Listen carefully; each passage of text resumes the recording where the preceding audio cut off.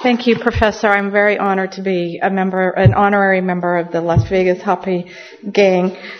We're here to disprove the old adage that, you can't soar with the eagles if you hoot with the owls. And we're all here living proof that that is not true.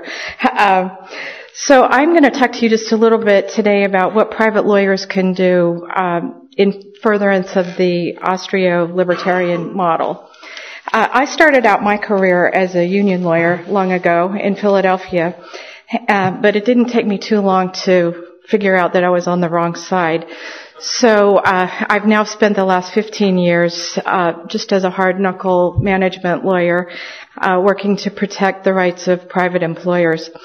I guess the best way to explain that transformation is to quote somebody I'm not fond of quoting, so I'll just paraphrase or modify Winston Churchill's famous saying when he said something to the effect, if you're not a Democrat when you're young, you don't have a heart, but if you're not a libertarian when you get older, you probably don't have a brain. So that's the way I explain my transformation. Anyway, I've spent the last decade and a half just protecting property rights, private property rights, and enforcing contracts. After all, as Michael Oakeshott famously said, the right to contract is really what separates the free man from the slave. That together with the right of association. So, one of the things that I spend my time doing is fighting and educating people about what I call fascist legislation. And one such legislative act that's been circulating around our legislature in the United States for the last few years is the so-called Employee Free Choice Act. I say so-called because anytime a union names something, you can be sure that they named it euphemistically, and it really should be called the Employee No Choice Act. But Employee Free Choice Act, or the acronym is IFCA.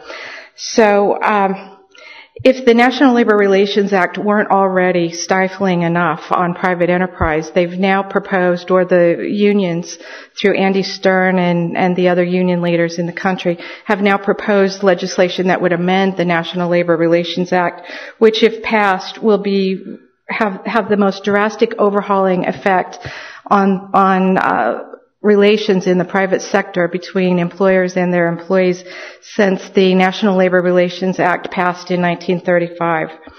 So if it passes, IFCA will just drastically change the way unions organize in this country in three dramatic ways. So before I tell you about that, I just quickly give you an overview of how unions currently organize. The traditional bottom-up method of organizing is unions go around and they advocate their wares to unsuspecting employees. They get authorization cards signed, and when they have a majority of these cards, they take them to the prospective employer and say, look, I have the majority of your employees want me to be their bargaining agent, so you can either recognize me voluntarily or we can have an election.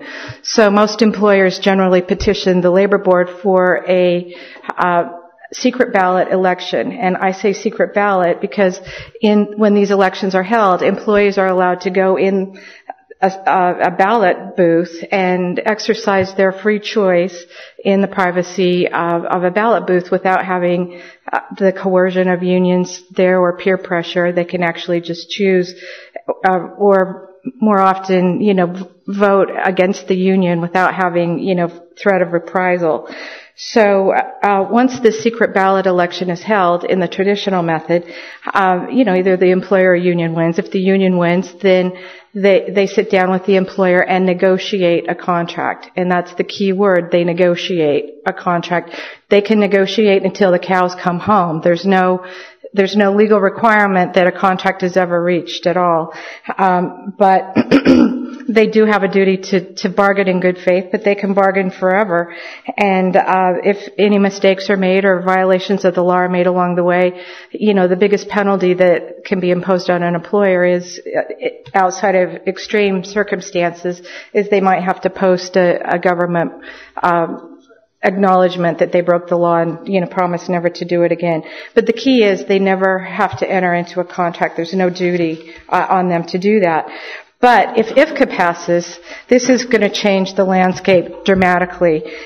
First of all, the secret ballot election will be replaced with card check. So the unions will still go out and get cards, but once they have the majority, that's it.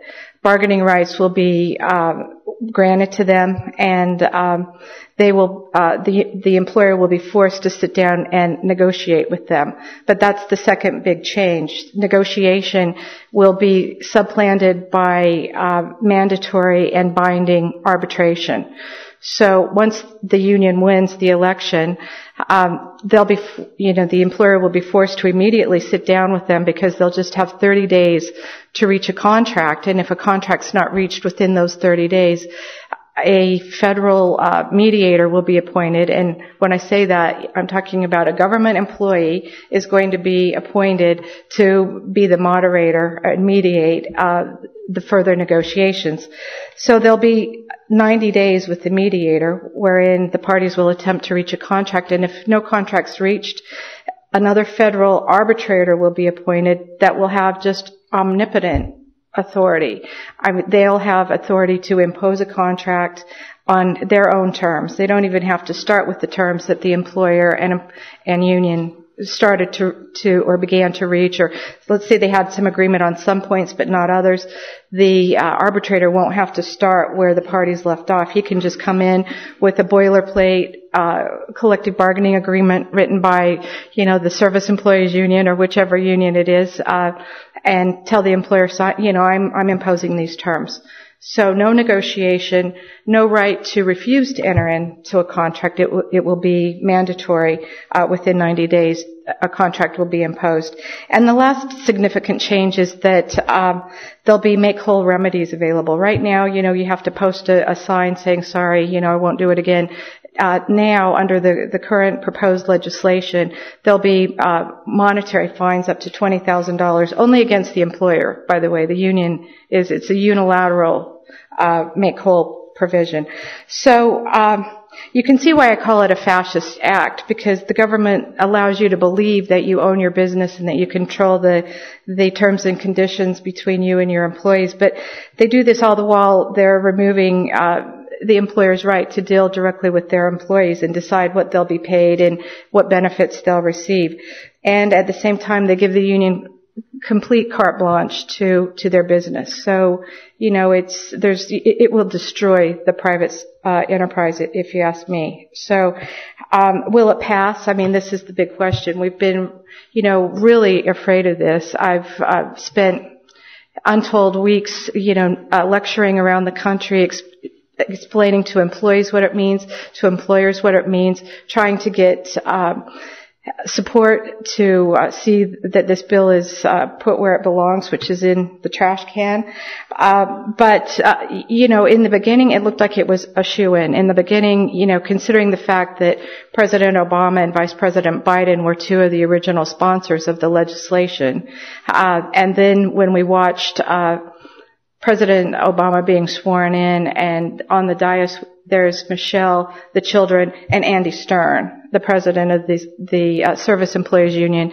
At his inauguration, we thought, okay, well, it's over. It's a shoo-in. But frankly, the only good thing that's come out of the fact that we're in this downturn economically is that the economy is too bad, I think, even for Obama to support the passage of this legislation. So, we see the election of Scott Brown in Massachusetts, and I think that this is really sending a new mandate to Obama. I think he's a little too afraid to go out on the stump for this right now. So, we think that there's probably enough fear out there in the legislators that might prevent them from ringing the death knell, for private enterprise. But we'll see. In the meantime, we need to keep up the fight, and we need to train good lawyers in the Austrian model so that they can understand right from wrong and go out and help us win the battle. So, thank you.